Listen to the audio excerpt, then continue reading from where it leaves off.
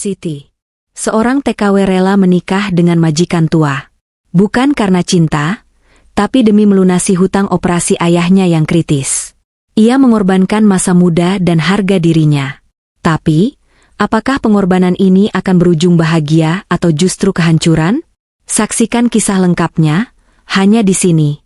Sebelum lanjut ke videonya, jangan lupa like, komen dan subscribe channel Berita Kisah. Karena ada kejutan di akhir cerita. Semoga penonton semua diberikan kesehatan, panjang umur, dan rezeki yang melimpah. Ketik amin di kolom komentar ya. Siti. Namanya sederhana, semudah senyumnya yang merekah saat ia memandang hamparan sawah di kaki gunung. Ia adalah tulang punggung keluarga. Setiap tetes keringat yang jatuh di negeri orang, ia bayangkan menjadi butiran beras yang mengisi piring orang tua dan adik-adiknya. Sebuah janji suci yang ia bisikkan di dalam hati saat pesawat itu lepas landas, membelah langit, menjauhi pelukan hangat ibunya. Di ibu kota negara seberang, kehidupannya berputar layaknya jarum jam, tanpa henti. Membersihkan, memasak, melayani, semua ia lakukan tanpa mengeluh. Uang yang ia kumpulkan sedikit demi sedikit, ia lipat rapi dan ia simpan dalam amplop lusuh. Amplop itu bukan sekadar tempat uang, itu adalah harapan. Harapan akan rumah yang layak, biaya sekolah adik, dan masa tua yang tenang untuk kedua orang tuanya. Namun, takdir punya rencana lain. Sore itu, telepon genggamnya bergetar. Layar menampilkan nama, Ibu. Jantung Siti berdegup kencang. Bukan karena rindu, tapi karena firasat buruk. Siti, ayah sakit keras. Nak. Suara ibu bergetar menahan tangis. Penjelasan demi penjelasan mengalir. Ayahnya, sang pahlawan masa kecilnya, kini terbaring tak berdaya di rumah sakit, didiagnosis gagal ginjal. Satu-satunya jalan keluar adalah operasi transplantasi ginjal yang biayanya melampaui mimpi terliar Siti sekalipun. Dokter memberikan ultimatum yang menusuk ulu hati. Jika tidak segera dioperasi, nyawa bapak tidak akan tertolong. Dunia Siti runtuh. Amplop harapan yang ia kumpulkan bertahun-tahun kini terasa tak lebih dari selembar kertas kosong. Ia menangis, menatap jendela yang menampilkan gedung-gedung pencakar langit yang menjulang sombong. Di tengah lautan ketidakberdayaan itu, datanglah majikan tua. Pria parubaya itu berdiri di ambang pintu, menatapnya dengan pandangan yang sulit diartikan. Ia menawarkan air minum, sebuah gestur kebaikan yang jarang ia tunjukkan. Aku tahu masalahmu, katanya, suaranya pelan dan berwibawa. Aku bisa membantu, aku bisa menanggung seluruh biaya operasi ayahmu. Nafas Siti tercekat. Air mata yang tadinya mengalir deras kini berhenti. Ada secercah harapan yang muncul di tengah kegelapan, namun ia tahu, tidak ada makan siang gratis di dunia ini. Dan benar saja. Majikan itu melanjutkan kalimatnya, tapi dengan satu syarat, menikahlah denganku. Bagai disambar petir di siang bolong. Pernyataan itu memukul telak harga dirinya, kehormatannya, dan semua yang ia yakini. Menikah? Dengan pria yang umurnya jauh di atas ayahnya sendiri?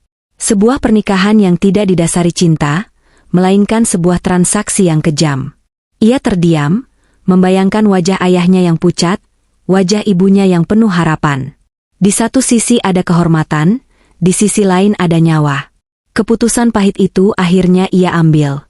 Dengan air mata yang terus mengalir, ia menghubungi ibunya. Bu, Siti akan menikah, ucapannya terputus. Suaranya pecah oleh isak tangis yang ia tahan. Ibunya, yang tidak tahu seluruh cerita, justru meluapkan kebahagiaan. Alhamdulillah, nak, akhirnya ada yang menjaga kamu di sana. Ibu doakan hidupmu bahagia. Kata-kata tulus itu bagai ribuan belati yang menusuk hati Siti. Ia berbohong. Ia menukar harga dirinya demi nyawa ayahnya.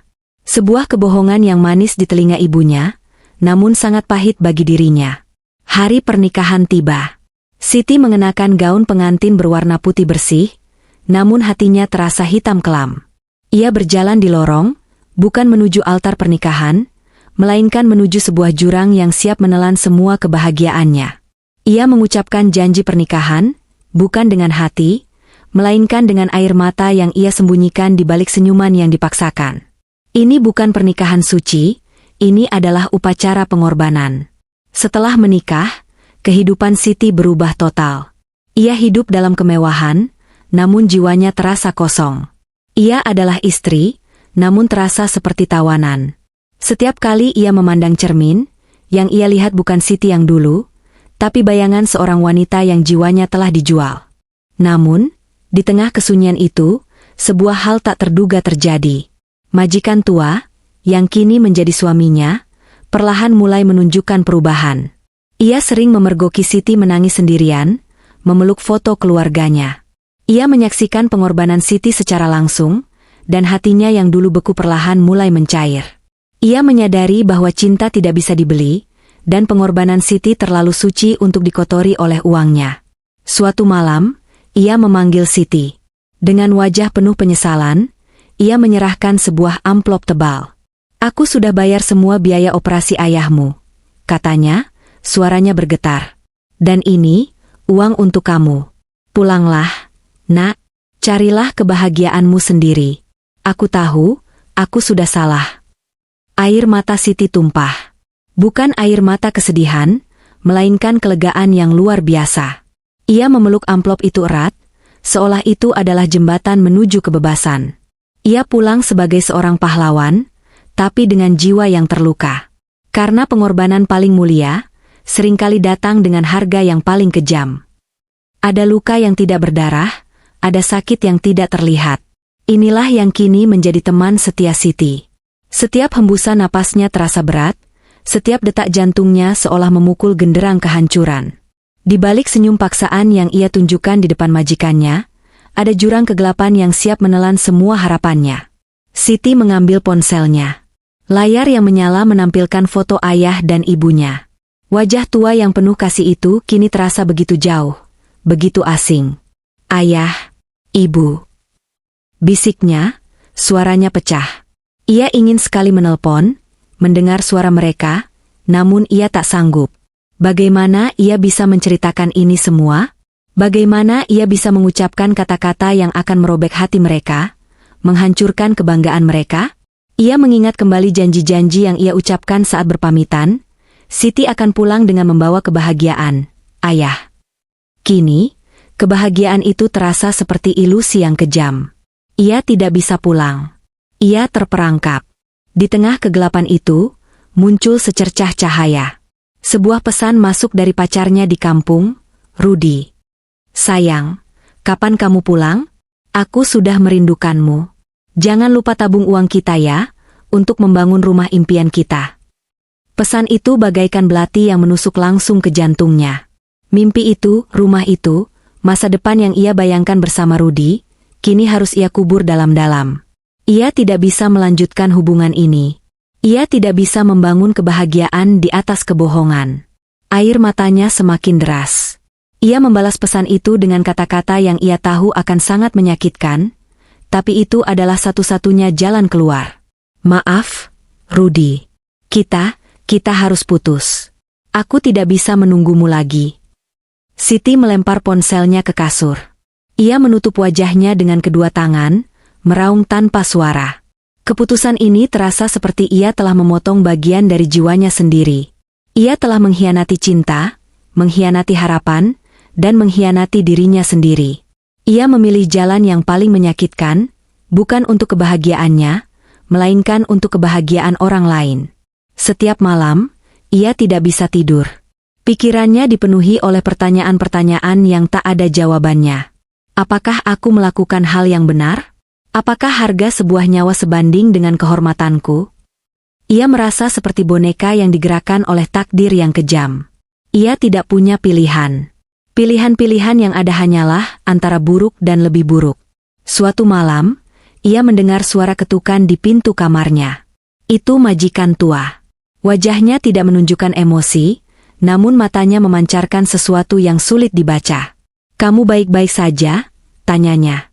Siti hanya bisa mengangguk, tanpa bisa mengeluarkan suara. Ia benci pria ini, namun pada saat yang sama, ia berutang segalanya pada pria ini. Perasaan itu membingungkan, memuakan, dan membuatnya semakin tertekan.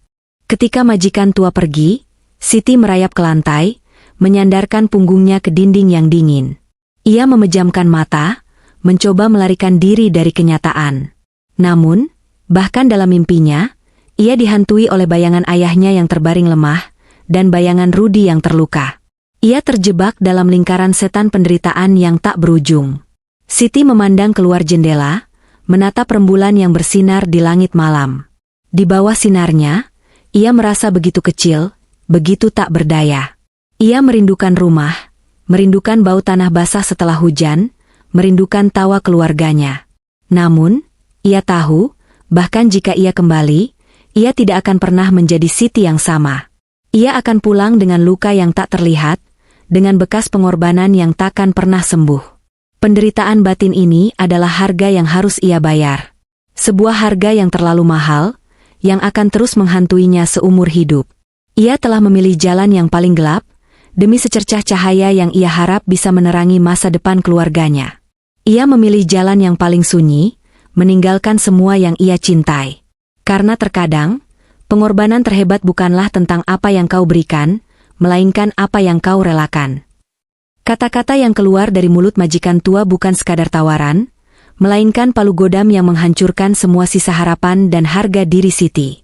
Ia datang, bukan sebagai penyelamat, melainkan sebagai penawar racun.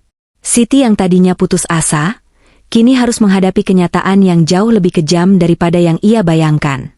Aku bisa membayar seluruh biaya operasi ayahmu, kata majikan tua, suaranya datar, tanpa emosi. Aku punya banyak uang. Semua itu hanyalah setetes air di lautan bagiku. Siti mengangkat kepalanya. Matanya yang sembab kini memancarkan secercah harapan yang rapuh. Tuan bersedia menolong ayah saya? Bisiknya, suaranya serak. Hatinya bergetar, terombang-ambing antara kelegaan dan ketakutan. Majikan tua tersenyum tipis. Senyum yang tidak sampai ke mata, senyum yang terasa dingin dan penuh perhitungan. Ya, aku bisa. Tapi dengan satu syarat, kau harus menikah denganku. Kata-kata itu bagaikan guntur yang memecah kesunyian. Tubuh Siti menegang, seluruh pori-porinya terasa tertusuk jarum es. Menikah? Ia mengulangi kata itu, seolah-olah berusaha mencernanya, seolah-olah itu adalah kata yang tak pernah ia dengar sebelumnya. Ya, menikah denganku, majikan tua menegaskan, matanya menatap tajam, seolah sedang menilai sebuah barang dagangan. Kau akan hidup nyaman, seluruh keluargamu akan terjamin.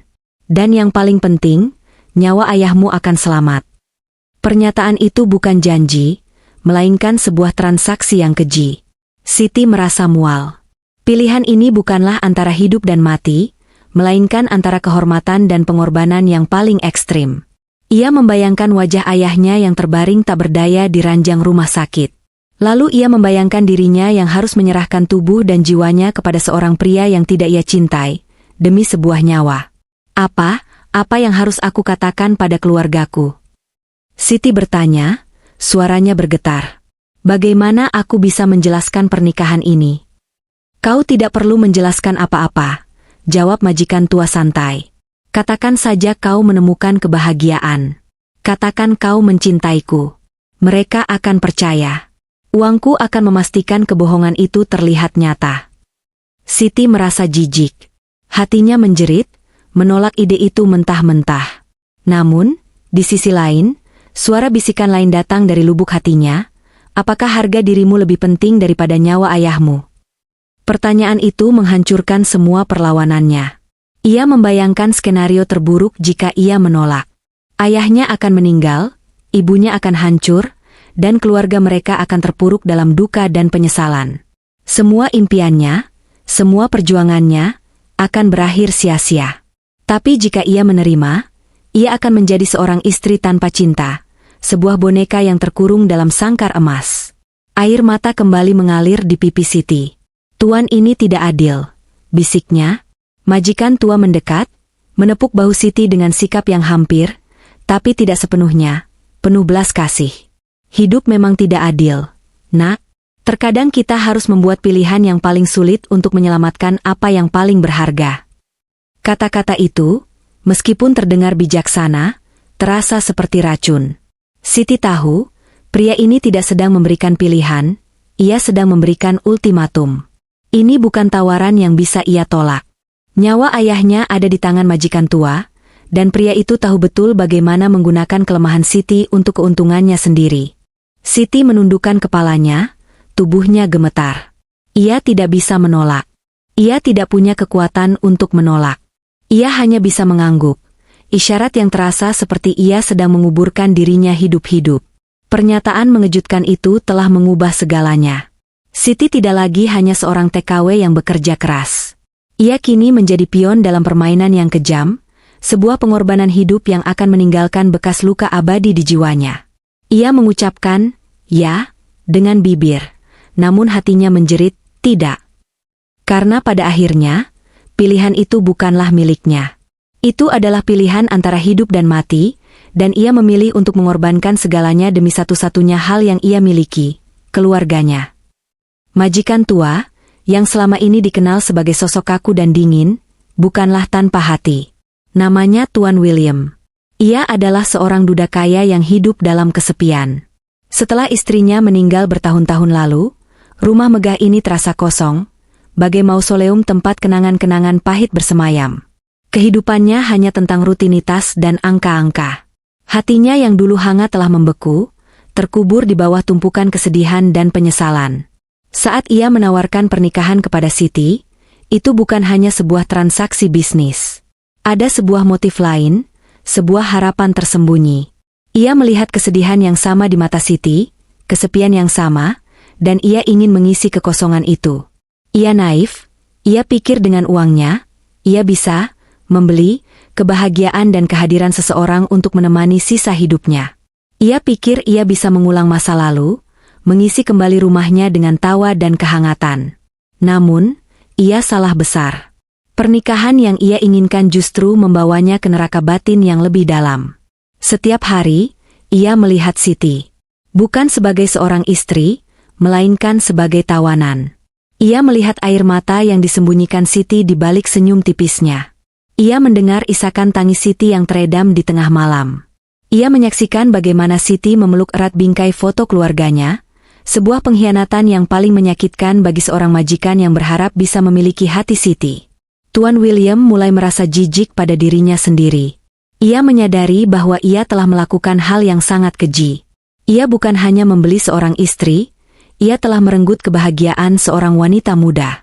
Ia telah memaksanya untuk hidup dalam penjara emas, demi memuaskan keegoisannya. Suatu malam, Tuan William mendengar suara tangis dari kamar Siti.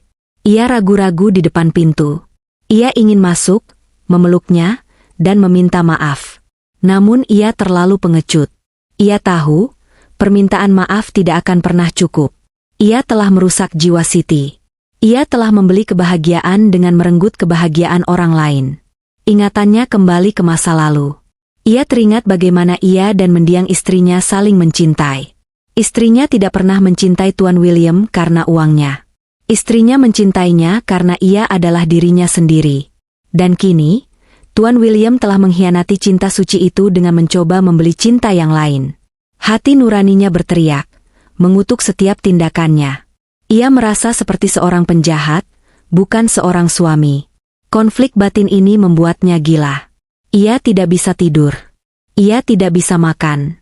Kekayaan yang ia miliki, yang dulu menjadi sumber kebanggaannya, kini terasa seperti beban yang memuakan. Ia sadar, ia telah menjadi monster yang paling ia takuti, seorang pria yang rela menghancurkan kebahagiaan orang lain demi dirinya sendiri. Klimaks dari konflik batin ini terjadi ketika ia memutuskan untuk mengakhiri permainan kejam ini. Ia tidak bisa lagi hidup dalam kebohongan. Ia tidak bisa lagi menanggung beban dosa yang menghancurkan jiwanya. Ia menyadari bahwa cinta sejati bukanlah sesuatu yang bisa dibeli, melainkan sesuatu yang harus diberikan dengan tulus dan tanpa syarat. Dengan hati yang berat namun mantap, ia memutuskan untuk membebaskan Siti. Ia tahu, tindakan ini akan membuat rumahnya kembali sepi, namun ia juga tahu, ini adalah satu-satunya jalan untuk menebus dosanya, satu-satunya cara untuk mendapatkan kembali sedikit saja harga dirinya yang telah ia gadaikan. Ia adalah seorang pria yang terperangkap dalam sangkar emasnya sendiri. Namun, pada akhirnya, ia menemukan kebebasannya dengan melepaskan orang lain. Karena pengorbanan terbesarnya bukanlah memberikan harta, melainkan melepaskan apa yang ia beli. Malam itu terasa berbeda. Di luar jendela, rembulan bersinar terang, namun di dalam hati Tuan William, kegelapan yang selama ini ia pelihara perlahan mulai terkikis. Ia telah melihat cukup penderitaan di mata Siti. Ia telah mendengar cukup isakan tangis yang menghancurkan hatinya. Ia tidak bisa lagi berpura-pura bahwa pernikahan ini adalah hal yang benar. Ia adalah penjara, dan Siti adalah tawanannya. Tuan William mengambil bingkai foto mendiang istrinya. Ia membelainya dengan lembut, matanya dipenuhi penyesalan. "Maafkan aku," bisiknya pada foto itu. "Aku telah mengkhianati cinta yang pernah kita miliki. Aku mencoba membeli sesuatu yang tidak bisa dibeli. Aku telah menyakiti seseorang yang tidak bersalah." Penyesalan itu begitu besar, begitu menghancurkan, sehingga ia tidak bisa menanggungnya lagi. Ia menyadari bahwa kekayaan yang ia miliki tidak pernah bisa membeli kebahagiaan sejati. Yang ia butuhkan bukanlah istri, melainkan penebusan dosa. Dan penebusan dosa itu hanya bisa dicapai dengan membebaskan Siti. Ia bangkit dari kursinya, berjalan menuju brankas, dan mengeluarkan sejumlah besar uang. Uang ini bukan lagi alat untuk mengikat, melainkan alat untuk membebaskan. Ia ingin Siti kembali ke kampungnya, kembali ke orang tuanya, kembali ke kehidupannya yang dulu. Ia menuju kamar Siti. Ia tidak mengetuk. Ia langsung masuk. Siti terkejut, air matanya masih membasahi pipi. Ia menatap Tuan William dengan ketakutan yang jelas. Tuan William tidak mengucapkan sepatah kata pun. Ia hanya meletakkan sebuah amplop tebal di atas meja. Siti menatap amplop itu, bingung dan takut. "Apa ini, Tuan?" tanyanya, suaranya bergetar. "Seluruh biaya operasi ayahmu sudah lunas," kata Tuan William, suaranya parau. "Dan di dalam amplop itu, ada uang untukmu. Untuk memulai hidup baru." Mata Siti membelalak tak percaya. Ia menatap amplop itu, lalu menatap Tuan William. Ia tidak mengerti. "Aku tahu ini tidak adil," lanjut Tuan William, matanya mulai berkaca-kaca. "Aku tahu aku telah menyakitimu. Aku mengambil kebebasanmu, kebahagiaanmu, hanya karena keegoisanku. Aku minta maaf." Kata-kata itu bagaikan sihir yang meruntuhkan dinding-dinding pertahanan di hati Siti. Air mata yang tadinya mengalir karena kesedihan, kini mengalir karena kelegaan yang luar biasa. Ia tidak bisa mempercayai apa yang ia dengar. Pria yang telah membelinya, kini membebaskannya. Tuan William melihat kelegaan di mata Siti. Itulah pertama kalinya ia melihat kebahagiaan yang tulus di wajah wanita itu sejak ia datang. "Pulanglah, Nak," katanya, suaranya pecah. "Carilah kebahagiaanmu sendiri. Aku tahu, aku sudah sangat salah." Siti tidak bisa menahan tangisnya. Ia memeluk amplop itu erat, seolah itu adalah jembatan menuju kebebasan yang ia impikan. Ia menatap Tuan William. Ada rasa kasihan di matanya. Ia melihat kesepian yang tersembunyi di balik kekayaannya. Ia melihat penyesalan yang mendalam di matanya. Ia tahu, pria ini bukanlah monster. Ia hanyalah pria yang kesepian, yang membuat keputusan yang salah. "Terima kasih," bisik Siti, dengan tulus. Tuan William mengangguk. Ia berbalik dan meninggalkan kamar itu, menutup pintu di belakangnya. Ia kembali ke ruang kerjanya. Rumah ini akan kembali sepi, namun ia tahu, ini adalah harga yang harus ia bayar. Ia telah membebaskan Siti, dan dengan melakukan itu, ia juga telah membebaskan dirinya sendiri dari jeruji penderitaan batin. Ia memilih untuk melepaskan, bukan karena ia tidak mencintai, melainkan karena ia menyadari bahwa cinta tidak bisa dipaksa. Dan dalam tindakan sederhana itu, ia telah menemukan penebusan, dan Siti telah menemukan kebebasannya. Pesawat itu lepas landas, membawa Siti kembali ke tanah kelahirannya. Jarak yang memisahkan ia dan majikan tua itu semakin jauh, namun luka di hatinya terasa semakin dekat. Ia kembali sebagai seorang pahlawan, yang berhasil menyelamatkan nyawa ayahnya. Namun, di dalam dirinya, ada sebuah kehampaan yang takkan pernah bisa diisi. Pemandangan dari jendela pesawat berubah. Gedung-gedung tinggi pencakar langit berganti dengan hamparan sawah hijau, menandakan ia telah kembali ke Indonesia. Air matanya mengalir. Ini adalah air mata kelegaan, namun juga air mata kesedihan. Ia telah berhasil, namun dengan harga yang terlalu mahal. Ia tiba di kampung. Kehadirannya disambut dengan tangis haru. Ayahnya yang sudah sehat, ibunya yang memeluknya erat, dan adik-adiknya yang melompat kegirangan. Semua orang melihatnya sebagai pahlawan, seorang anak berbakti yang mengorbankan segalanya demi keluarga. Namun, tidak ada yang tahu kebenaran di balik senyum tipisnya. Malam itu, setelah semua orang tidur, Siti berjalan keluar. Ia duduk di teras, menatap langit malam yang bertabur bintang, pemandangan yang dulu sangat ia rindukan. Ia seharusnya bahagia, namun ia tidak bisa merasakannya. Ia telah mengorbankan kehormatannya, cinta sejatinya, dan sebagian dari jiwanya untuk sampai di titik ini. Ia mengeluarkan ponselnya. Ia membuka album foto. Di sana, ada foto-foto lamanya bersama Rudy, pacarnya yang kini telah menjadi orang asing. Ia melihat senyumnya yang tulus, matanya yang penuh cinta. Air matanya kembali mengalir deras. Ia tahu, ia tidak akan pernah bisa kembali kepada Rudy. Sebuah jurang telah memisahkan mereka. Jurang yang terbuat dari pengorbanan, kebohongan, dan keputusan yang menyakitkan. Ia telah menyelamatkan ayahnya, tetapi ia telah kehilangan dirinya sendiri.